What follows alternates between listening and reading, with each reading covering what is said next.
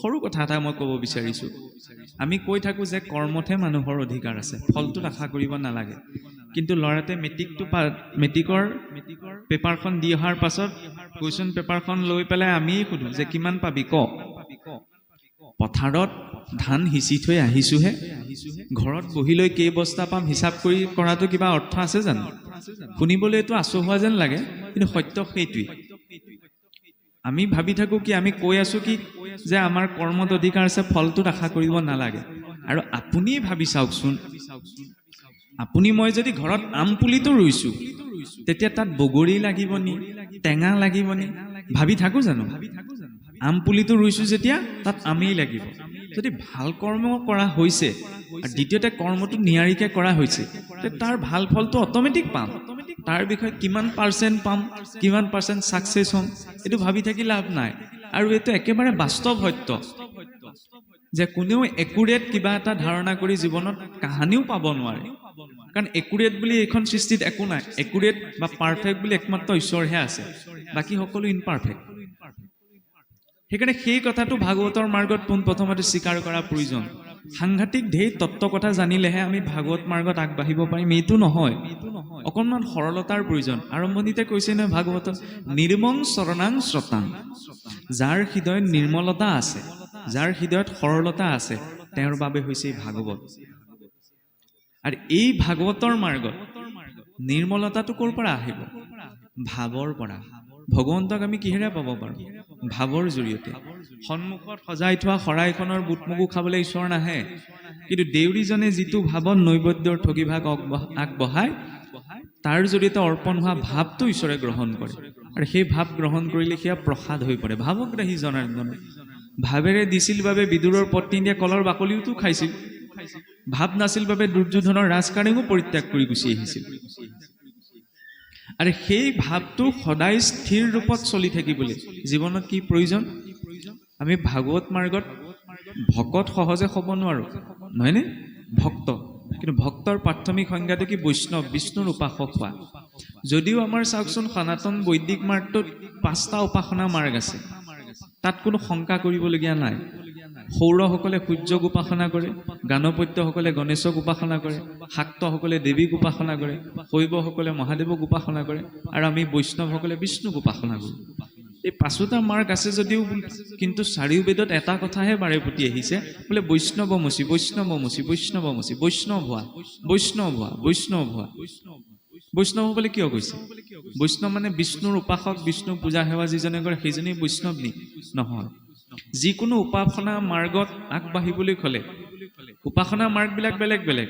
মই খোলাকৈ এটা কথা ক'ব বিচাৰিছোঁ আজি আমাৰ অসমখনত ভাগৱত আলোচনা ধৰ্ম আলোচনাৰ নামত আমাৰ কিন্তু বোকা ছটিওৱা এটা কাৰবাৰ হৈ আছে ইটো পন্থই সিটো পন্থ ইটো মাৰ্গে সিটো মাৰ্গ আপুনি ভাবি চাওক ভাগৱতৰ মাৰ্গত পোনপ্ৰথমেই মহাপুৰুষে লিখিছে পৰৰ ধৰ্মকো নিহিংসিবা কদাচিত ইয়াত একো টান কথা নাই শুইবা শান্ত চিত্ত সৰ্বধৰ্মত বৎসল কৰিবা ভূত কদায়া সকৰুণ চিত্ত এহি ভাগৱত ধৰ্ম জানা মহাবল আমি একে ভাগৱতকে পঢ়িছোঁ কিন্তু মোৰ কথাৰ লগত আপোনাৰ কথাৰ মিল নাই একেজনা গুৰুৰে নাম লৈছোঁ কিন্তু মিল নাই কিয় মিল নাই কাৰণ আমি নিজ বুদ্ধিৰে ভাগৱতৰ অৰ্থ বিচাৰ কৰি আছোঁ ভাগৱত পঢ়ি পেলাই মই যিটো বুজি পাইছোঁ সেইটো অৰ্থই মান্য নহয় ভাগৱতৰ ভাষ্যসমূহত যিটো অৰ্থ লিখা আছে সেইটো অৰ্থহে মান্য সেই ভাগৱতৰ ভাষ্য আমি আচৰণ নকৰোঁ আজিকালি আমাৰ কথাও এনেকুৱা মই খোলাকৈ ক'ব বিচাৰিছোঁ নতুনকৈ যদি ক'ৰবাত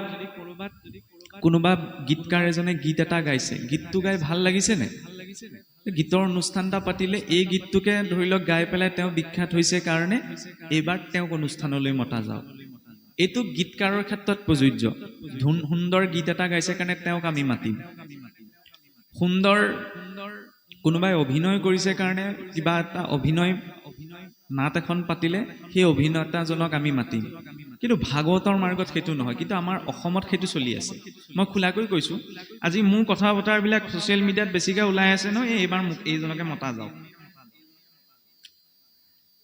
কিন্তু কথা হ'ল কি ইয়াত বহি থকা আপোনাক সবকে মই সুধিব বিচাৰিছোঁ যে এই ক্ষেত্ৰত মোৰ কিমান দখল আছে দেখি পেলাই মোক জানিব পাৰিব জানো মই ধুনীয়াকৈ ফুট এটা লৈ ধুনীয়াকৈ কাপোৰ এখন লৈ বহি থাকিলোঁ বুলি মই যে সকলো ক্ষেত্ৰত ভাগৱত মাৰ্গত মোৰ আজ্ঞা আছে, ভাগৱত মাৰ্গত মই আগবাঢ়ি আছোঁ, সেইটো আপোনালোকে মোক চাই পেলাই ক'ব পাৰিবনে? নোৱাৰে। মই মিছাকৈও ক'ব পাৰোঁ। ডক্তৰ এজনক আজিকালি দেখুৱাবলৈ গ'লে যেনেকৈ চাওকচোন, আজিকালি ভুৱা DC ওলাইছে, নহয়নে? ডক্তৰক দেখাবলৈ যাওঁতে MD বুলি লিখি থোৱা থাকিলে নহ'বনে? ডক্তৰজন অথৰাইজ হয় নহয়, সেইটোতো চাব লাগিব। কাৰণ কি ঠিক তেওঁ ভুৱা ডক্তৰ, কি ঠিক ধৰ্ম কৰ্মৰ নামত মই ঘৰখনত সম্পূৰ্ণ বিপৰীত, ইয়ালৈ আহি ধুনীয়াকৈ ভকত হৈ বহি আছোহি। আপোনালোকে দেখিছে জানো? নাই দেখা নহয়। ক'ব বিচৰা হৈছে কি, এই ধৰ্ম মাৰ্গটোত যাৰ আশ্ৰয় লৈ যোৱা হৈছে তেওঁক প্ৰথম বিশ্লেষণ কৰাটো শ্ৰোতাসকলৰ দায়িত্ব। মই কিমান কথা জানো, মই কিমান কথা বুজিছোঁ, সেইটো মুঠেও বিচাৰণীয় বিষয় নহয়। কাৰণ জ্ঞানৰ ক্ষেত্ৰততো ৰাৱণৰো বহুত জ্ঞান আছিল, কিন্তু সেই জ্ঞান স্বীকৃত নহয়। গতিকে কিমান কথা জানে, কিমান কথা তেওঁ আগবঢ়া, এইটো জৰুৰী নহয়।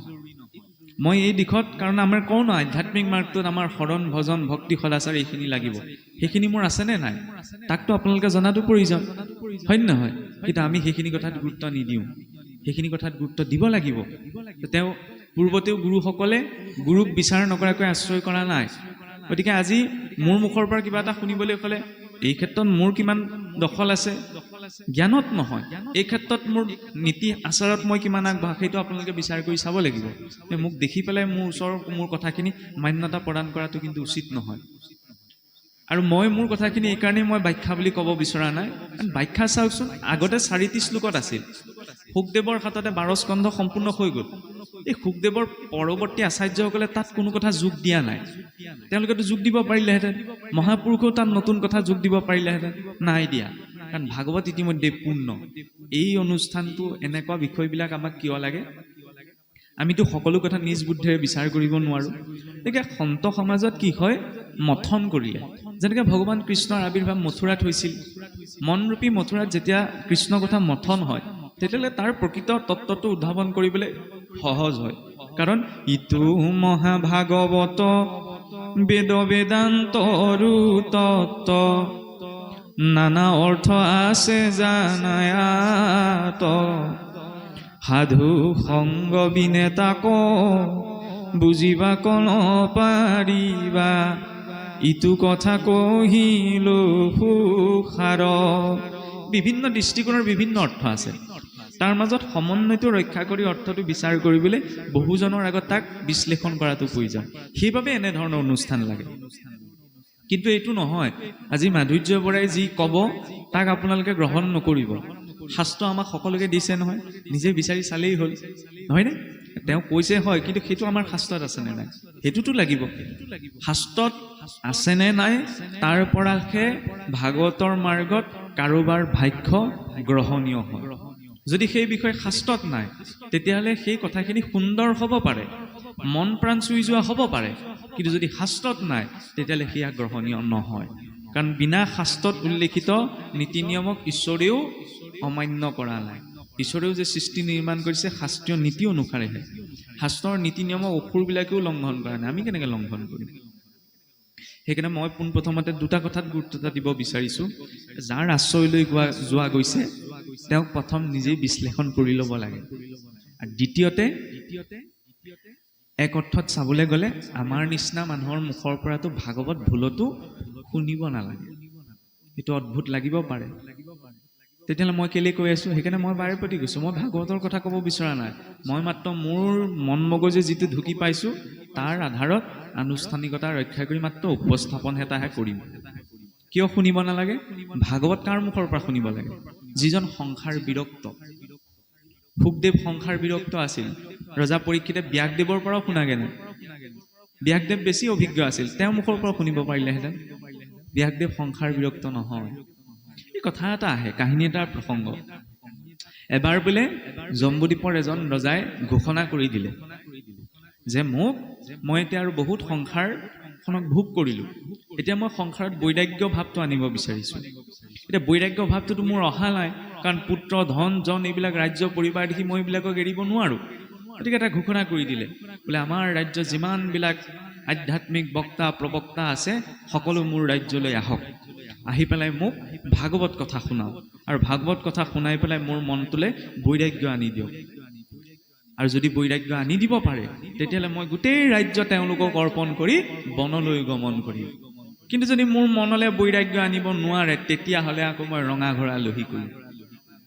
এতিয়া যত যিমান ধৰি লওক সেই ক্ষেত্ৰত আগবঢ়া ধৰ্ম ক্ষেত্ৰখনত অভিজ্ঞ ব্যক্তিসকল আছিল, সকলো আহিলে, সকলোৱে এজন এজনকৈ ক'বলৈ আৰম্ভ কৰিলে। কিন্তু কথাখিনিত ৰজাৰ মনটোত বিৰাগ বা বৈৰাগ্য ভাৱটো নুপুজিলে।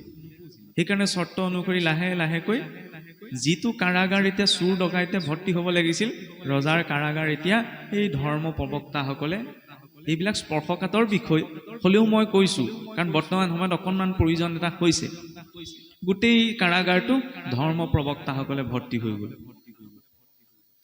ইয়াৰ পাছতে সেই ৰাজ্যখনত এজন বোলে বৃদ্ধ ব্ৰাহ্মণ আছিল। বৃদ্ধ ব্ৰাহ্মণজনে পত্নীক কৈছে যে আমাৰ যত যিমান ধৰ্ম প্ৰবক্তা আছিল সকলোচোন ৰজাৰ কাৰাগাৰত সোমালেগৈ। মোৰো বয়স এটা হৈ আহিছে, আপুনি বয়স হ'লে বুদ্ধি হ'ব ভাল বুলি কয় যে, গতিকে মোৰ বয়োবৃদ্ধ অভিজ্ঞতাৰে মই ৰজাৰ ওচৰলৈ যাওঁ, গৈ পেলাই ৰজাক মই ভাগৱতৰ কথা শুনাওঁগৈ। কিজানি মোৰ কথাত ৰজাৰ মনত বৈৰাগ্য ভাৱটো আহেই। আহিলে, আহি পেলাই তেখেতেও কৈ পেলাই যেনেকৈ দ্বিতীয় স্কন্ধমান পাইছিলগৈ সেই কথা কৈ পেলাই। ৰজাৰ বৈৰাগ্য নাহিলে টোপনিহে আহিলে। ৰজাই ক'লে বোলে তোমাৰ কথাটো কাম নহ'ব, এতিয়া চৰ্ত নকৰি বোলে আপুনি জেলত সোমাব লাগিব। কাৰাগাৰত সোমাই থৈ দিলে। কিছুদিন যোৱাৰ পাছতে কি হৈছিল, সেই ব্ৰাহ্মণজনৰ এজন পুত্ৰ আছিল। পুত্ৰজনে শিশুকালতে আচলতে সন্ন্যাস আশ্ৰম গ্ৰহণ কৰিছিল। আৰু সন্ন্যাস আশ্ৰমত এটা নিয়ম আছে, 12 বছৰ মূৰত, 12 বছৰ এটা যুগ ধৰা হয়, 12 বছৰৰ মূৰত যদি পুত্ৰই বিচাৰে তেতিয়া নিজৰ ঘৰখনলৈ এবাৰ আহিব পাৰে। পুত্ৰই তেতিয়া পিতৃ মাতৃৰ খা খবৰ ল'বলৈ বোলে বিভিন্ন দেশ ভ্ৰমণ কৰি আহি ঘৰত উপস্থিত হ'লি, দেউতাকক নেদেখিলে, মাকক সুধিলে যে দেউতাকে নিগ'ল, বোলে এনেকুৱা তেনেকুৱা কথা, গোটেই তোমাৰ পিতৃৰ লগতে আমাৰ ৰাজ্যত যিমানসকল ধৰ্মৰ অভিজ্ঞ পুৰুষ আছিল এই ৰজাৰ মতিভ্ৰমেই হ'ল নে কি নাজানো, এই চৰ্তত বন্দী হৈ পেলাই সকলো কাৰাগাৰত সোমাই আছে। ঠিক আছে তুমি নিশ্চিন্তা থাকা, মই ৰজাৰ ওচৰৰ পাওঁগৈ। তেতিয়া মাকে বাৰে প্ৰতি কৈছিল যে বোপাই, ইমানসকল লোকে ইমানখিনি কোৱাৰ পাছতো ৰজাৰ সেই কপট মনটোৱে একো গ্ৰহণ নকৰিলে, যে তই যদি যাওঁ তইও জেলত সোমাব লাগিব। বহুত বুজালে, নহয় তুমি নিশ্চিন্তা থাকা, মই এবাৰ দেখা এটা কৰি থৈ আহিম। সেই বুলি কৈ ৰজাৰ দুৱাৰত উপস্থিত হ'লগৈ। ৰজাইতো প্ৰথমতে হাঁহিয়ে দিলে যে ইমান সকলোৱে একো কৰাব নোৱাৰিলে, এইটোৱেনো কি কৰিব। তাৰপৰা হ'লেও বোলে তোমাকো এটা সুবিধা দিছা, তুমি কোৱা। লাহেকৈ ক'বলৈ আৰম্ভ কৰিলে। তেওঁ যে কথা একেখিনি আছিল, ভাগৱতততো বেলেগ কথা নাই, নহয়নে? মূল কথাখিনিতো একেখিনি। তেওঁ ক'বলৈ আৰম্ভ কৰি লাহে লাহে কথাখিনি শুনি ৰজাৰ মনটো অকণমান পাতল হ'বলৈ ধৰিলে। শেষত যেতিয়া লাহেকৈ আগবাঢ়ি গ'ল, ৰজাৰ মনত অকণমান বৈৰাগ্য ভাৱটো আহিবলৈ ধৰিলে। তেওঁ সংসাৰৰ অসাৰতাটো বুজিবলৈ আৰম্ভ কৰিলে। তেতিয়া মানে তেওঁ উমানটো পাই গ'ল যে এওঁ কথাইহে মোক ক্ৰিয়া কৰিব। তেতিয়া ক'লে যে প্ৰভু, মই এতিয়াহে বুজিব পাৰিছোঁ, মোৰ আৰু এতিয়া সংসাৰখনত আশা নাই, মোৰ বৈৰাগ্য ভাৱটো আহিছে, মই এতিয়া সন্ন্যাস ধৰ্ম গ্ৰহণ কৰিম। মই এতিয়াই সংকল্পবদ্ধ হৈছোঁ, মোৰ যত যিমান ৰাজ্য সা সম্পত্তি আছিল মই তোমাৰ চৰণত অৰ্পণ কৰিছোঁ, এতিয়া মই সন্ন্যাস গ্ৰহণ কৰিম। তেতিয়া তেওঁ কৈছে সন্ন্যাসীজনে, মহাৰাজ মই এইবিলাকক এৰি পেলাইতো গৈছিলোঁ, আপোনাৰ এই ৰাজ্য ভাৰ আপুনি মোক দি দিলে মই কি কৰিম, এইখিনি মোক নালাগে, কিন্তু যদি আপুনি মোক দিব বিচাৰিছে তেতিয়াহ'লে এটা বস্তু দিয়ক। বোলে কি বস্তু দিম কওক। যিসকল ধৰ্ম প্ৰবক্তা, আধ্যাত্মিক বক্তা, ভাগৱত কথাকাৰক আপুনি বন্দী কৰি ৰাখিছে, তেওঁলোকে আপোনাৰ মনত বৈৰাগ্য উপাজব নোৱাৰিলে সেইটো আপোনাৰ স্থিতি, কিন্তু তেওঁলোকেওতো ধৰ্ম কৰিছে, গতিকে এইটো আপুনি বৰ ডাঙৰ অপৰাধ কৰি আছে, তেওঁলোকক বন্দী গৃহৰ পৰা আপোনালোকে মুক্ত কৰি দিয়ক। সসন্মানে ৰজাই মুক্ত কৰি দিলে। ব্ৰাহ্মণজনো আহিল, নিজৰ পুত্ৰক চিনি পালে। তেতিয়া সেই ব্ৰাহ্মণজনৰ ৰজাই একেষাৰে উঠিছে, বোপাই কথাটো একেখিনি আছিল, ইমান কেইজনে কৈ গ'ল, আমাৰ মনত একো ক্ৰিয়া নকৰিলে, তুমি কোৱা কথাখিনি যে আমাৰ ক্ৰিয়া কৰিলে। তেতিয়া ব্ৰাহ্মণজনে সুধিছে, মইতো পঢ়াই শুনাই তোক ডাঙৰ দীঘল কৰিলোঁ, মই কোৱা কথাখিনি তই নিশ্চয় কৈছাগে কৈছ, তোৰ কথাখিনিত যে ৰজা মান্তি হ'ল, মই একেখিনিয়ে কৈছিলোঁ, মোৰ কথাত কিয় মান্তি নহয়? তেতিয়া কৈছে বোলে উত্তৰটো দিবলৈ হ'লে মই আপোনালোকক সেই ফুলনিখনলৈ লৈ যাব লাগিব। বাগিচা এখন আছিল, দুইজন গ'ল লগতে, ৰজা গৈছে, সৈন্য সামন্তও গৈছে। যোৱাৰ পাছত ক'লে বোলে ডাঙৰ দুজোপা বকুল গছ আছিল, সেই গছ দুজোপাৰ তলতে ক'লে বোলে মহাৰাজ আপুনি এইজোপা গছৰ তলত থিয় হওক। ব্ৰাহ্মণজনক ক'লে বোলে পিতৃ আপুনি এইজোপা গছৰ তলত থিয় হওক। তাৰপৰা সেনাপতিজনক ক'লে বোলে দুইজনকে বোলে আতি আতি বান্ধা। যেতিয়া ৰজা আৰু ব্ৰাহ্মণজনে কৈছে তোক প্ৰশ্নৰ উত্তৰ বিচাৰিলোঁ, তই আকৌ এই গছৰ তলত আমাক বান্ধিবলৈ কৈছে যে। তেতিয়া তেওঁ কৈছে বোলে ইয়াৰ তাৎপৰ্য আছে, মই আপোনালোকক উত্তৰ দি আছোঁ, খন্তেক ধৈৰ্য ধৰক। এই বুলি কোৱাৰ পিছত সৈন্যজনে আতি আতি বান্ধিলে। বন্ধাৰ পাছত তেওঁ কৈছে বোলে এতিয়া আপোনালোকে খোলকচোন গাঁঠিবিলাক। তেতিয়া ৰজা আৰু ব্ৰাহ্মণজনে কৈছে কি মূৰ্খৰ কথা কৈছা বোলে, এই বন্ধাৰ পাছত কেনেকে খুলিবি, আনে খুলি দিলেহে খুলিব পাৰিম। মোৰ উত্তৰ বোলে সেইটোৱেই, যি নিজেই বান্ধ খাই আছে সি আনক মুকলি কেনেকে কৰিব, নহয়নে? মই সকলো এৰি থৈ গৈছিলোঁ, গতিকে আমিও নিজে বান্ধ খাই আছোঁ, মই নিজেই বান্ধ খাই আছোঁ, মই আকৌ আপোনাক মুকলি পথটো কেনেকে দিম? সেইকাৰণে কোৱা হৈছে এইখিনি মাত্ৰ উপস্থাপনহে। আমি সকলো একেটা পথৰ যাত্ৰী। আমি যে কওঁ কাৰোবাৰ আগ কাৰোবাৰ পাছ, কাৰো আগ পাছ নহয়, সকলো এটা পথতেই আছে, খালি কেতিয়াবা বুজাত আগ পাছ হ'ব পাৰে। আমি সকলোতো মৰিব লাগিব, এইটো মৃত্যু অভিমুখে যাত্ৰাহে। ভাগৱতত কি কৈছে? পৰীক্ষিত মুখ্য কথা দ্বাদশ স্কন্ধৰ। ৰজা পৰীক্ষিতৰ মুখ্য কথা, মুখ্য মানে কি? 7 দিন 7 ৰাতি ৰজা পৰীক্ষিতে ভাগৱত শুনাৰ পাছতো কিন্তু তক্ষক গৈছে, তক্ষকে দংশন কৰিছে, তক্ষকে খুটিলতহে ৰজা পৰীক্ষিতে শৰীৰ এৰিছে, নহয়নে? তেতিয়া 7 দিন 7 ৰাতি ভাগৱত শুনি কি লাভ হ'ল? তক্ষকৰ হাততেই যদি মৰিব লগা আছিল। আমি ভাবি থাকো নে এই ভক্তি কৰিলে, ধৰ্ম কৰ্মত মানুহৰ মন থাকিলে এই গ্ৰহ দুখ কালদুখবিলাক অকণমান আঁতৰি যায়। এইটো ধাৰণা ভুল। ৰজা পৰীক্ষিতৰ মৃত্যু আঁতৰিছে জানো? ভক্তি এইকাৰণে কৰা নাযায় জীৱনৰ যিখিনি গ্ৰহ দুখ কালদুখ দৈৱ দুখ আছে এইবিলাক জীৱনৰ পৰা আঁতৰি যাওক। ভক্তি এইকাৰণে কৰা যায় যত যিমান জীৱনত গ্ৰহ দুখ কালদুখ দৈৱ দুখ আছে সকলো আহক, কিন্তু মোক লৰাব নোৱাৰে। ৰজা পৰীক্ষিতৰ মৃত্যু পৰিৱৰ্তন হোৱা নাই, কিন্তু মৃত্যুৰ প্ৰতি দৃষ্টিকোণটো পৰিৱৰ্তন হৈছে। যথা দৃষ্টি তথা সৃষ্টি, যত ভাৱ তত ভৱতি। যেনে ধৰণৰ ভাৱ থাকে সেইটোৱে জীৱনত প্ৰতিফলন হয়। আজি ভাগৱতৰ কথাখিনি নুশুনাকে নুবুজাকে যদি ৰজা পৰীক্ষিতে মৃত্যুটোক পালেহেঁতেন তেতিয়া তেওঁৰ বাবে বন্ধন ভয়ত, কিন্তু আজি মৃত্যু উপস্থিত হোৱাৰ লগে লগেও ৰজা পৰীক্ষিতে আনন্দ মনেৰে তাক গ্ৰহণ কৰিছে, তাৰ প্ৰতি কোনো ভয় নাই। আৰু যি মৃত্যুক আনন্দ মনেৰে গ্ৰহণ কৰিব পাৰিব, এই সময়তো যদি মোৰ জীৱনত মৃত্যু উপস্থিত হয়হি মই তাক আনন্দ মনেৰে গ্ৰহণ কৰিব পৰা শক্তিটো যদি মোৰ ভিতৰত আছে তেতিয়া মোৰ বাবে মৃত্যুৱেই মুক্তি। কিন্তু যদি সেইখিনি সময়ত সেই চৰম পৰিস্থিতিটো মই আনন্দ মনেৰে গ্ৰহণ কৰিব পৰা নাই তেতিয়া মই বহু কথা জানি থাকিলেও কিন্তু সেইটো বন্ধনহে সৃষ্টি কৰিব। আৰু মৃত্যু এনেকুৱা এটা নহয় ডাক্তৰে যেনিবা পালছ চেক কৰিলে উশাহ নিশাহ চলি থকা নাই আৰু মৃত হ'ল, তেতিয়া মৃত্যু নঘটে নহয়। তেতিয়া শৰীৰটো নশ্বৰ হয়, শৰীৰটো নিষ্ক্ৰিয় হয়। মৃত্যু কেতিয়া আৰম্ভ হয়? তৃতীয়ত এইখিনি কথা বৰ ধুনীয়াকৈ ওলায়। কপিল প্ৰভুৱে যেতিয়া আই দেৱহূতিক উপদেশ দিছে, এই মাতৃগৰ্ভত যেতিয়া জীৱ আহি পেলাই ৪ৰ্থ মাহত পোনপ্ৰথম প্ৰৱেশ কৰে সেই নতুনকৈ সৃষ্টি হোৱা শৰীৰটোত, সেইদিনাৰ পৰাই জীৱৰ মৃত্যু আৰম্ভ হৈ যায়। এতিয়াও আপুনি মই মৰি মৰি গৈ আছোঁ, শুনিবলৈ আচহুৱা লাগে সেইজনে আকৌ কি কথা কৈছে, কিন্তু ভাবি চাওকচোন এতিয়া আপুনি কি মৰি থকা নাই নি? আপুনি মই মৰি মৰি গৈ থকা নাই নি? জীৱনৰ প্ৰতিটো ছেকেণ্ড, প্ৰতিটো মিনিটত, প্ৰতিটো ঘণ্টাত আমি মৰি মৰি গৈ আছোঁ। এটা দিন আহিব যিদিনা শৰীৰটো নিষ্ক্ৰিয় হ'ব। গতিকে মৃত্যুটো মানে ধ্বংস নহয়। এটা কথা ঠিক যে আত্মীয় এজন যদি নিজৰ পৰা এৰ খাই যায় কাৰণো বেয়া নালাগিব, নহয়নে? কিন্তু মৃত্যুটো এটা যাত্ৰা। দীঘলীয়া যাত্ৰাত গ'লে যেনেকৈ প্ৰয়োজনীয় বয় বস্তুখিনি আমি সৰহকৈ বান্ধি লওঁ, মৃত্যুটো এটা নতুন যাত্ৰা, এটা শৰীৰেৰে আন এটা শৰীৰলৈ, নহয়নে? গতিকে সেই যাত্ৰাটোত যিখিনি প্ৰয়োজনীয়, যিখিনি পুণ্য, যিখিনি সংস্কাৰৰ প্ৰয়োজন, সেই সংস্কাৰখিনি গোটাই ল'বলৈ এই জনমটো পোৱা গৈছে। গতিকে সেই সংস্কাৰত আমাৰ গুৰুত্বতা দিব লাগে। ধৰ্ম বুলি ক'লে সদায় দুটা বস্তুতে গুৰুত্বতা দিয়া হয়, সংস্কাৰ আৰু মৰ্যাদা। নিজৰ মৰ্যাদাত থাকি কৰ্ম। গুৰু দ্ৰোণাচাৰ্যই চাওকচোন, যিদিনা সি দ্ৰৌপদীৰ বস্ত্ৰহৰণত একো মাত নামাতিলে, কুৰুক্ষেত্ৰৰ যুদ্ধত অৰ্জুনে কৈছে ন গুৰুৰ বিৰুদ্ধে মই কেনেকৈ অস্ত্ৰ দিম? ভগৱান কৃষ্ণই কৈছে ন তুমি কোনজন গুৰুৰ কথা কৈছা?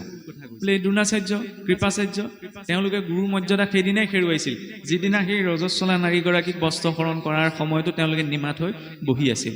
গতিকে পদটোত আছে বুলিয়ে মৰ্যাদা থাকিব লাগিব এইটো নহয়, সেই পদৰ মৰ্যাদাৰ ভিতৰত তেওঁ থাকিব লাগিব। হ'লেও গুৰুটো গুৰুৱে, পিতৃ পিতৃয়ে, তাৰ অৰ্থ এইটো নহয় যে মৰ্যাদাক লংঘন কৰি আমি কিবা এটা কৰ্ম কৰিম, তাৰপিছত আমি নিজৰ পিতৃত্ব মাতৃত্ব গুৰুত্ব বৈষ্ণৱত্বৰ ঢোলটো কোবাই থাকিম। নিজৰ মৰ্যাদাত আমি নিজেই থাকিব লাগিব। সংস্কাৰ, সংস্কাৰ এনেকুৱা এটা বিষয় যে ৰাৱণৰ জন্মও ব্ৰাহ্মণ কুলত। ব্ৰহ্মাৰ পুত্ৰ ঋষি মৰিচি, মৰিচিৰ পুত্ৰ বিশ্ববা, বিশ্ববাৰ পুত্ৰ ৰাৱণ। কম জ্ঞানী আছিল নে? বেদৰ ওপৰত ভাষ্যও লিখিছিল। তেতিয়াহ'লে তেওঁক ব্ৰাহ্মণ বুলি ক'ৰবাত শুনিছো জানো? নাই শুনা। সংস্কাৰ ত্যাগ কৰিছে। সেইকাৰণে বিনা সংস্কাৰ, বিনা মৰ্যাদাত মানুহেও মনুষ্যত্ব প্ৰাপ্ত কৰিব নোৱাৰে। আৰু এই মনুষ্যত্ব ধাৰণ কৰি ঈশ্বৰৰ প্ৰতি ভাৱ ৰাখি কেনেদৰে ভক্তি মাৰ্গত সদায় আগবাঢ়ি যাব? চাকি জ্বলাই, ধূপ জ্বলাই আমাৰ যে নামঘৰত এটা পৰিৱেশ নিৰ্মাণ কৰা হয়, এইটো মানে মনলৈ অনুকূল এটা স্থিতি আহিবলৈ পৰিৱেশ, নহয়নে? কিন্তু ভক্তি মানে এই অৱস্থাটোকে বুজোৱা নাই নহয়। ভাগৱতে কৈছে কি, সৰ্বই অৱস্থাতে ভক্তি কৰা সাৱধানে, সমস্ত শাস্ত্ৰৰ তাৎপৰ্যই সিমানে। সকলো অৱস্থাতে ভক্তি, সকলো অৱস্থাতে এতিয়া ভক্তি মেইনটেইন কৰি ৰাখিবলৈ প্ৰয়োজনীয় বস্তুটো কি? সেইটো হৈছে ধৈৰ্য আৰু সহনশীলতা। ধৰ্মৰ ঢেৰ লক্ষণৰ কথা শাস্ত্ৰই কৈছে, যে সত্য, শৌচ, তপ, ক্ষমা, দয়া, সংযম। কিন্তু সত্য, শৌচ, ক্ষমা, দয়া এইবিলাক নিজৰ জীৱনত পালন কৰিবলৈ হ'লে ধৈৰ্য লাগিবনে? সহনশীলতা লাগিবনে? তাৰ স্বয়ং প্ৰমাণ হৈছে আমাৰ ইষ্ট প্ৰভু ভগৱান বিষ্ণু।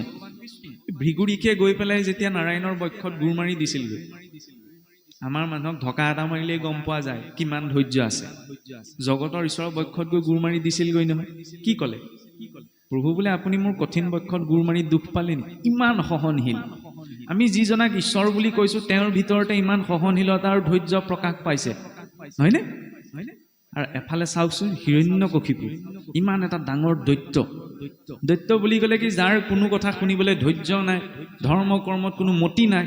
কি তেনেহেন দৈত্যয়ো যেতিয়া বোলে ব্ৰহ্মাক উপাসনা কৰিছে, উপাসনা কৰোঁতে এই সোঁ ভৰিটোৰ ওপৰত থিয় হৈ বাওঁ ভৰি ওপৰলৈ তুলি ঊৰ্ধ্ব বাহু কৰি বৃক্ষাসনত ব্ৰহ্মাক উপাসনা কৰিছে।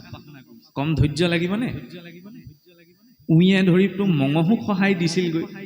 তেতিয়াহ'লে দৈত্যটোৰ ভিতৰত ইমান ধৈৰ্য ক'ৰ পৰা আহিল? নহয়নে? কিয় আহিল? কাৰণ দৈত্য আছিল যদিও লক্ষ্যটো স্পষ্ট আছিল, যে মোক ব্ৰহ্মাৰ পৰা বৰ লাগে। সেইকাৰণে যিকোনো পৰিস্থিতিতে তেওঁ ইমানখিনি কষ্ট সহি আছিল। এই মাৰ্গটোত এতিয়া আমাৰ কোনোবাখিনিত লক্ষ্যটো স্পষ্ট নহয়। চলিব লাগে কাৰণে আমি কোনোবাখিনিত চলি আছো, কৰিব লাগে কাৰণে কৰি থকা হৈছে। ভগৱত প্ৰাপ্তি এই লক্ষ্যটো আমাৰ স্পষ্ট নহয়। সেইকাৰণে আমি কিছুমান কথা জানোতে আমি সকলো জানো, কোনেওতো বিশেষ কথা কাৰো বুজোৱাৰ প্ৰয়োজন নাই। সকলোকে ঈশ্বৰে এটা বিবেক শক্তি দিছে, কিন্তু কোনোবাখিনিত আমাৰ পাক লাগি থাকে। কিয় লাগি থাকে? আমাৰ লক্ষ্যটো কোনোবাখিনি স্পষ্ট নাই, হ'ব দে এনেকেই চলি যাওঁ, এনেকুৱা এটা প্ৰৱণতা থাকে। এতিয়া চাওক, কশিপুৱে যেতিয়া লক্ষ্যটো স্পষ্ট আছিল বাবে ইমানখিনি ধৈৰ্য আৰু সহনশীলতা জীৱনত পালন কৰিছে। অসুৰ আছিল যদিও, এতিয়া গোসাঁই ঘৰ সোমালে মহ এটা পৰিলে কিমান ধৈৰ্য আছে মোৰ ওলাই পৰে নহয়, নহয়নে? সেইকণ ধৈৰ্যই যদি মোৰ ওপৰত নাই, মহটো পৰিলে মনলৈ কিবা এটা চিন্তা আহিছে, হ'ব বাদ দে, থৈ এনেকেই থৈ দিওঁ, তেতিয়াহ'লে মই কেনেকৈ এই মাৰ্গটোত আগবাঢ়িব পাৰিম? ধৰ্মৰ সেইকাৰণে ধৰ্মক ধাৰণ কৰিবলৈ হ'লে পোনপ্ৰথম নিজৰ ভিতৰত সহনশীলতা আৰু ধৈৰ্য লাগিব। তেতিয়াহে ভক্তিৰ ভাৱটো সদা বৰ্তি গৈ থাকিব। আৰু এই ভক্তি ভাৱটো পূৰ্বতে সৌনকাদি ঋষিসকলৰো নাছিল। সেইকাৰণে যেতিয়া ৰজা পৰীক্ষিতক কৈ গৈছিল, পোনপ্ৰথমতে গুৰুত্ব এটা নিদিলে নহয়, একাগ্ৰতাই নুশুনিলে নহয়। যেতিয়া ৰজা পৰীক্ষিতে মুক্তি পোৱা দেখিলে, তেতিয়াহে কৈছে যে প্ৰভু, শুকদেৱক কৈছে আমি ইমান গুৰুত্ব দি নুশুনিলো, আকৌ এবাৰ আপুনি কওক, এতিয়া আমি একাগ্ৰতাই শুনিম। বোলে মই আকৌ পুনৰাবৃত্তি নকৰোঁ, তোমালোকে সুতমুনিৰ ওচৰলৈ যোৱা। তেতিয়াহে সুতমুনিক আশ্ৰয় কৰি পেলাই নৈমিষাৰণ্যত ভাগৱত শুনিছে। তেতিয়া সেই ভাৱৰ ধৈৰ্যতা আৰু সহনশীলতাই তেওঁলোক বহিছিল। এইখিনিতে আৰু এটা কথা চাবলগীয়া, সৌনকাদি 28,000 ঋষিয়ে এজন মুনিৰ মুখৰ পৰা ভাগৱত শুনিছিল। তেতিয়া দিনততো মাইক্ৰফোন নাছিল। সুতমুনিৰ মাতটো ইমান ডাঙৰ আছিল নে? 28,000 ঋষিয়ে শুনিছিল। অদ্ভুত লাগে নে? সেইখিনিতে বিশ্বাস কৰিব নোৱাৰি যে বক্তা এজন, 28,000 শ্ৰোতা কেনেকে শুনিব? 100 মানুহে এজন মানুহে ক'লে শুনাটো সম্ভৱ নহয়, 28,000 ঋষি। শ্ৰৱণৰ ৰহস্যটো সেইখিনিতে সোমাই আছে। আমি যে কৈ থাকো শ্ৰৱণ মানে শুনা, হৰি কথা শুনিব লাগে। শ্ৰৱণৰ সাৰ্থকতা কেনেকে প্ৰকাশ পায়? শ্ৰৱণমটো গুৰু পূৰ্বম মননম তদনন্তৰম নিদিধ্যাসন মিত্য তত্ত্ব জ্ঞান অপূৰ্ণ বোধস্য লক্ষণম। মনন যেনেকৈ আজি মই নামঘৰলৈ আহিলোঁ, নামঘৰত মই বহি আছোঁ, বহি থকাৰ পাছতো যদি ভাগৱত পাঠ হৈ আছে তাত মই গুৰুত্ব এটা দিয়া নাই, তেতিয়াহ'লে মোৰতো শ্ৰৱণ হোৱা নাই। আনহাতে কোনোবা এজন ব্যক্তি কিবা এটা কাৰণত গাঁৱৰ নামঘৰতে ভাগৱত পাতিছে, কিবা এটা কাৰণত তেওঁ আহিব পৰা নাই, ইয়াৰ পৰা তেওঁ শব্দও কাণেৰে শুনিব পৰা নাই, কিন্তু মনটো গৈ আছে যে কেনেবাকে নামঘৰলৈ যাব পৰা হ'লে। তেওঁ শুনা নাই, কিন্তু তেওঁ মনটো ইয়াত আছে। তেতিয়াহ'লে শ্ৰৱণৰ ফলটো তেওঁ পাব। ইয়ালৈ আহি যদি মই শুনা নাই, তেতিয়াহ'লে মই নাপাওঁ। শ্ৰৱণে তেনেকে ক্ৰিয়া কৰে। 28,000 ঋষিয়ে প্ৰত্যক্ষ ৰূপত শুনা নাছিল, অন্তৰ মনেৰে শুনিছিল। অন্তৰ মনটো যদি খোলা আছে, তেতিয়াহ'লে প্ৰত্যক্ষ ৰূপত শব্দবিলাকে কৰ্ণস্পৰ্শ নকৰিলেও হ'ব। এইটো হৈছে শ্ৰৱণৰ আটাইতকৈ ডাঙৰ ৰহস্য, যিটো ৰহস্য অনুধাৱন কৰি ঋষিসকল বহিছিল কাৰণে পালে। সেইবাবে ভাগৱত মাৰ্গত চাওকচোন, প্ৰথম স্কন্ধ 19টি অধ্যায়, ঋষিসকলৰ প্ৰশ্নৰ যেতিয়া কি দেখালে? জিজ্ঞাসা, জানিবলৈ ইচ্ছা কৰা। ভকাৰম ভাবুকম জ্ঞেয়ম, গকাৰম জ্ঞানম উদ্ভৱম, অকাৰম বৈষ্ণৱী জ্ঞানম, তকাৰম তত্ত্ব ভাবকম। ভাবুকতা আহিলে জ্ঞান আহিব। সেই জ্ঞান কি? বৈষ্ণৱী জ্ঞান। সেই বৈষ্ণৱী জ্ঞানী জীৱক তৰাই নিব। সেই ভাবুকতা অহাৰ লগে লগে কিহৰ প্ৰয়োজন? এজন শাস্ত্ৰ অনুৱৰ্তী গুৰুৰ আশ্ৰয়ৰ। সেইবাবে ব্যাস নাৰদৰ সংবাদ। ব্যাসদেৱ ইমান পণ্ডিত আছিল, কিন্তু তেতিয়ালৈকে এজন শুদ্ধ বৈষ্ণৱৰ আশ্ৰয় কৰা নাই। তেতিয়ালৈকে তেওঁ ভাগৱতৰ তত্ত্ব পোৱা নাই। এই শুদ্ধ বৈষ্ণৱ নাৰদদেৱৰ আশ্ৰয়তে তেওঁ ভাগৱত তত্ত্ব লাভ কৰিছে। ভক্তি মাৰ্গত আগবাঢ়িবলৈ এইকেইটা বাধা আছে, সহজে আগবাঢ়িব নোৱাৰি। কি? জাতি বিদ্যা মহদ্দম্ভ ৰূপ যৌৱনমেবচ যত্নত স্তুতি বৰ্জিত পঞ্চতৈ ভক্তি কন্তকা। জাতিৰ গৌৰৱ, কুলৰ গৌৰৱ, স্থানৰ গৌৰৱ, মৰ্যাদাৰ গৌৰৱ আৰু ৰূপ যৌৱনৰ গৌৰৱ, এইকেইটা যদি লগত থাকে আগবাঢ়িব নোৱাৰে।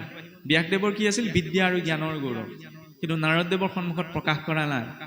আমি মানুহ হোৱাহেঁতেন কি বুলি ক'লোহেঁতেন? নাৰদদেৱে যদি ক'লে হেৰিহেঁতেন, তুমি এই 4 বেদ 14 শাস্ত্ৰ লিখিলা, তাতচোন ঈশ্বৰৰ কথা নিলিখিলা। আমি মানুহ হোৱাহেঁতেন ক'লোহেঁতেন, কাক ভুল ধৰিবলৈ আহিছে? 4 বেদ 14 শাস্ত্ৰ মই কৰিলোঁ, আপুনি কেইখন পুৰাণ লিখিছে? ব্যাসদেৱেতো ক'ব পাৰিলেহেঁতেন, নাই কোৱা। একেষাৰতে মান্তি হৈ নাৰদদেৱত আশ্ৰয় হৈছে। সেইকণ কেপাচিটিও লাগে যে একেটা বাক্যতে এজন সদ্গুৰুৰ আশ্ৰয়, আৰু সেই আশ্ৰয়ত বিশ্বাসটো লাগিব। এতিয়া ব্যাসদেৱক বিশ্বাসত পতিয়ন যোৱাবিলাকে নাৰদদেৱৰ উপৰি জন্মৰ কথা। ব্যাসদেৱক বিশ্বাসটো জন্মাব লাগিব নহয়, যে চোৱা, ভগৱত ভক্তি আচৰণ কৰাৰ কাৰণেও ময়ো ব্ৰাহ্মণৰ ঘৰত কাম কৰা দাসীপুত্ৰহে আছিলোঁ, কিন্তু মই পাৰিষদী তনু পালোঁ এই ভগৱত ভক্তি আচৰণ কৰাৰ কাৰণে। গতিকে তুমিও ইয়াক বিশ্বাসত গ্ৰহণ কৰা।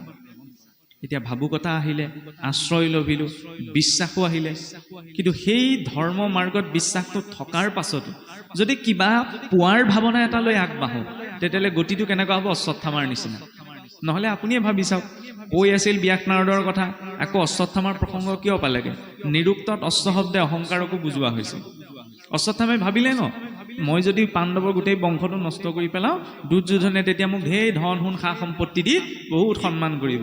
এই পোৱাৰ ভাৱনাটো যেতিয়া মানুহৰ মূৰৰ ওপৰত উঠি যায়, তেতিয়া হিতাহিত চিন্তা কৰা জ্ঞান হেৰুৱাই পেলায়। অশ্বত্থামাৰ সেই ভাৱনাটো উৎপত্তি হৈছিল। সেইকাৰণে ধৰ্ম মাৰ্গলৈ আহিছোঁ হয়, কিন্তু কিবা এটা পোৱাৰ ভাৱনা লৈ নহয়। ইয়াত মাত্ৰ প্ৰাপ্তিৰ এটা ভাৱনা, ঈশ্বৰৰ শুদ্ধ ভক্তি। তাৰ বাহিৰে একো পোৱাৰ ভাৱনা লৈ এই মাৰ্গটোলৈ আহিব নোৱাৰোঁ। নহ'লে লোভটো এনেকুৱাকৈ সামৰি ল'ব। ধৰ্ম মাৰ্গটো তেতিয়া চাবলৈ নামঘৰলৈ আহিছোঁ, নামঘৰলৈ কাৰো মনত কাম ভাৱটো অহা নাই। নামঘৰলৈ আহোঁতে কোনো কাম ভাৱ লৈ নাহে। ক্ৰোধ ভাৱটোও অহা নাই, ক্ৰোধ ভাৱ লৈ কোনো নামঘৰলৈ নাহে। কিন্তু যি স্থানত কামে প্ৰৱেশ কৰিব নোৱাৰে, যি স্থানত ক্ৰোধে প্ৰৱেশ কৰিব নোৱাৰে, সেই স্থানত কিন্তু লোভেও প্ৰৱেশ কৰে। সেইকাৰণে লোভে কৈছিল বোলে, ব্ৰহ্মাণ্ড ভিতৰে দেখিও ক তুমি আই, লোভিয়াত পৰে মনুষ্যৰ মন্দ নাই, যত পাৰে মানে তাৰ ভালো নকৰিব, ভকতি খলিত কৰি যাতনা কৰিব। নামঘৰলৈ অহাৰ পাছতো কিন্তু মোৰ মনত লোভটো আহিব পাৰে নহয়। কামহে নাই অহা, ক্ৰোধহে নাই অহা, লোভটোতো ইয়ালৈকে আহিব পাৰে। সেইকাৰণে সাৱধান, কিবা এটা পোৱাৰ ভাৱনা লৈ যাতে আমি ধৰ্ম মাৰ্গলৈ নাহোঁ। তেতিয়াহ'লে কেনে ভাৱ লাগিব? সেয়া দেখুৱালে দ্ৰৌপদীৰ জৰিয়তে।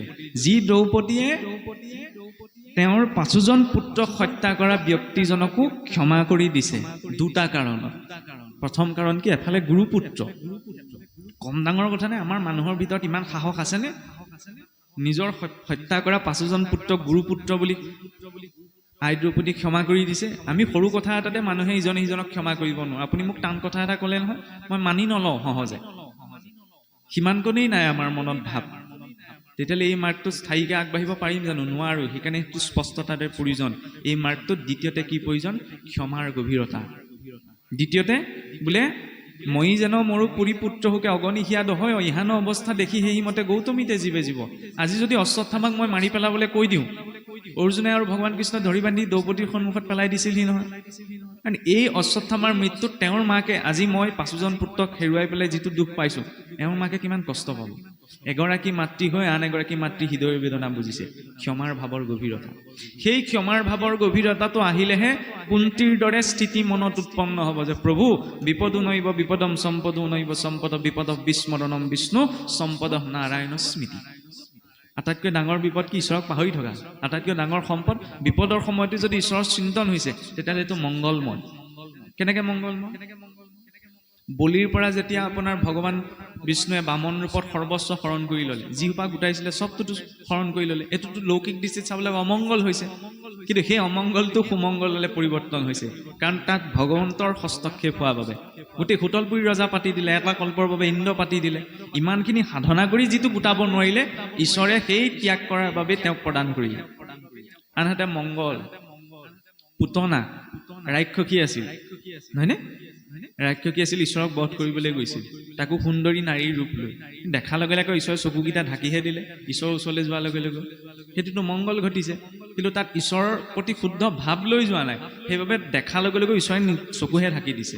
গতিকে আমিও যাতে এনেকুৱা নহওঁ যে ঈশ্বৰৰ সন্মুখলৈ যোৱাটো ডাঙৰ কথা নহয়, আমাক দেখি আকৌ ঈশ্বৰৰ চকুকেইটা ঢাকি দিলে বেয়া হ'ব নহয়, নহয়নে? দেখিছিলতো দুঃশাসন, দুৰ্যোধন, ৰাৱণ, কংস, এইবিলাকেও ঈশ্বৰক দেখিছিল। চিনিব পাৰিলে জানো? নোৱাৰিলে নহয়। সেইকণ শক্তি ঈশ্বৰে দিব লাগিব। সকলোতে ঈশ্বৰ আছে, কিন্তু আমি ইমান শুদ্ধ নহয় যে সকলোতে আমি ঈশ্বৰক অনুভৱ কৰিব পাৰিম, নহয়নে? সেইকাৰণে আমাক এটা নিৰ্দিষ্ট মাধ্যম দিলে, নামঘৰ, মঠ মন্দিৰ, যাতে এটা নিৰ্দিষ্ট স্থান, তালৈ গৈ আমি ঈশ্বৰক উপাসনা কৰিব পাৰোঁ। সেইখিনি সময়ততো আমাৰ ভাৱটো লাগিব। ঘৰত গোসাঁই ঠাইভাগ আছে, আমাৰ আকৌ মানুহৰ চিন্তাটো কি? ভাত খাবলৈ হ'লে গোটেইকেইজন যাওঁ নহয়, গোসাঁই ঘৰত চাকি দিবলৈ হ'লে হ'ব কোনোবা এজনে দিলেই হৈ গ'ল। চাকিত দিয়াজন লাগিলে নিৰ্দিষ্ট হওক, গোসাঁই ঠাইভাগ আছে যেতিয়া গৃহবৰ্তী গোটেইকেইজন লোকে পুৱা গধূলি সেৱাভাগ কৰাটো প্ৰয়োজন, নহয়নে? ভাত খোৱা সময়তে হ'ব আমুকে খাই দিলে হৈ যাব মোৰ ভাগটো, সেই বুলিতো আমি কেতিয়াও নকওঁ। উপাসনা নিজৰ, আৰু বিনা উপাসনাত ঈশ্বৰক পাব নোৱাৰি। প্ৰমাণ স্বয়ং ভক্ত ধ্ৰুৱ 5 বছৰ বয়সতে ঈশ্বৰক বিচাৰি গৈছে। নাৰদদেৱে লগ পাইছে নহয়, বৈকুণ্ঠৰ পৰাইতো আহিছিল। নাৰদদেৱেতো ক'ব পাৰিলেহেঁতেন, এই সৰু ল'ৰা এজনে কি উপাসনা কৰিব, ব'লা বোপাই, মই তুমি যদি ইমানেই বিচাৰিছা ঈশ্বৰক মই দেখুৱাই আনোগৈ, ব'লা। নিছে জানো? নাই নিয়া নহয়। বা ঈশ্বৰকো খাটনি ধৰিব পাৰিলেহেঁতেন, প্ৰভু এই সৰু ল'ৰাটোৱে কিনো উপাসনা কৰিব, যোৱাচোন ইমান ভাৱেৰে তোমাক বিচাৰিছে, দেখা এটা দি থৈ আহাগে। আহিছে জানো? 6 মাহলৈকে অনাহেৰে তপ কৰিব লগা হৈছে। 5 বছৰীয়া শিশুটিয়ে। আমি আকৌ কৈ থাকো কি, এই সৰু ল'ৰা আছিলে, ইমান কেৰিয়াত ইমান ভক্তি কৰিব পৰা নাই। আৰু ভক্তি কৰা মানে কি, আমাৰ কোনোবাখিনিত এইটো বুজা যায়, নাম প্ৰসংগ কৰা, পাঠৰ আসন অলংকৃত কৰা, শৰাই ভাগ সজোৱা, এইখিনি সামাজিক দায়িত্ববোধত থকা কৰ্ম, হয়নে? সমাজে আজ্ঞা দিলেহে এজন ব্যক্তি এইখিনি কৰ্ম কৰিবলৈ আগবাঢ়িব। এইখিনি কৰ্মত বয়সৰ কিছুমান কথা আছে, ভক্তিতটো নাই। ঘৰততো ঈশ্বৰৰ নাম, ঈশ্বৰৰ ক্ষেত্ৰত গুণৰ কথা জনা, তেওঁ গুণলীলা শ্ৰৱণ কীৰ্তন কৰা, এইখিনিতো আমি কৰিব পাৰোঁ। ইয়াততো বয়সৰ কথা নাই, নহয়নে? আৰু এই উপাসনাটো জীৱনত এইকাৰণেই প্ৰয়োজন, কাৰণ সেই উপাসনাৰ জৰিয়তেহে ঈশ্বৰৰ কাষ চাপিব পাৰি। বিনা উপাসনাত দৈত্যও পোৱাগে নাই, যদিও তেওঁলোকে অধোগতি পাইছে, ভক্তও পোৱাগে নাই। আমি যে কৈ থাকোঁ, আমাৰ মানুহৰ মনত এটা ভুল ধাৰণা ভৰাই দিয়া হ'ল, আপোনাৰ হবে তাক কেনেকৈ লয় মই নাজানো, যে ভক্তি আটাইতকৈ সহজ। ভক্তি আটাইতকৈ সহজ বুলি ক'তো নাই। ভক্তিক সহজকে ভবা বুলি ভবাৰ কাৰণে, চিন্তা কৰাৰ কাৰণে আমাৰ কি হ'ল, যিটো মই নকৰিব লাগে সেইটো মই কৰি থাকিম, যিটো মই খাব নালাগে সেইটোকে মই খাই থাকিম, ৰাম নামেই শ্ৰেষ্ঠ, যেতিয়া ৰাম নাম লৈ মই তৰি যাম, এনেকুৱা এটা চিন্তা আমাৰ মাজত সোমাই গ'ল। সেইকাৰণে বৰকে আমি শৌচ সদাচাৰ এইবিলাক নীতি নিয়ম ইমান গুৰুত্বতা নিদিওঁ সহজতে। ভক্তি সহজ নহয়। কেনেকৈ সহজ বুলি ক'ব চাওকচোন। ভক্ত প্ৰহ্লাদে 5 বছৰ বয়সতে যিখিনি সহিব লগা হৈছে, আপুনি মই পাৰিমনে? অকণমান দুখ পালে কণা ভগৱানটোৱে মুখে পালেগেনে? সেইকাৰণেচোন ওলায়। ভক্ত ধ্ৰুৱই জম্বুদ্বীপৰ অধিপতি ৰজা উত্তানপাদৰ সন্তান, নিজৰ গৃহ এৰি গুচি যাবলগীয়া হৈছে। এইফালে বিপ্ৰ দামোৰৰ খাবলৈ এমুঠি চাউল নাই, 2-3 দিন নোখোৱাকেই পাৰ হৈ যায়। আমিতো দুবেলা দুমুঠি খাবলৈ পাইছোঁ। কোনোবাই মোক ক'ৰবাত বেয়াকৈ কিবা এষাৰ কৈছে, সপোনতো মোৰ সেইটো মনত থাকিব, আমুকে মোক আমুকত কৈছিল। যিজনে ঈশ্বৰে গোটেই জীৱনটো দি আছে, সেইজনলৈ আকৌ সপোনতো মনত নপৰে নহয়। কিবা এটা কওঁতে, উজুতিটো খাওঁতে, খুন্দাটো খাওঁতে তেওঁলৈ প্ৰথম মনত নপৰে নহয়, বেয়া মাত্ৰাহে ওলায়। আৰু সেইখিনি সময়ত যিটো চিন্তা হৈছে অন্তিম সময়টোতো সেইটোৱেই মনলৈ আহিব। ইয়ং ইয়ং ভাৱ স্মৰে নিত্যম তৰ্জন্তেব কলেবৰং তং তমেৱতি কন্তে সদা তদ ভাৱ ভাবিত। এতিয়া যিটো ভাৱ চিন্তন হৈ আছে অন্তিম সময়টো সেইটোৱে আহিব। আজি সেই অনুৰূপতে আমি গতি পাম। উদাহৰণ জ্বৰ ভৰত ইমান এজন বিৰক্ত যোগী আছিল, ঘৰ সংসাৰ সকলো এৰি দিলে, বনত বাস কৰিবলৈ লাগে। অন্তিম সময়ত হৰিণ পোৱালিটোৰ মুহত মোহগ্ৰস্ত হৈ গ'ল। ইমান যোগী আছিল যদিও হৰিণ ৰূপত জন্ম। আমিতো সাধাৰণ মানুহ, বাক্যটোকে যেতিয়া সংযম কৰিব নোৱাৰে বাকীখিনি সংযম কেনেকে কৰিম? সেইকাৰণে এই চিন্তাটো এই মাৰ্গটোত লাগিব।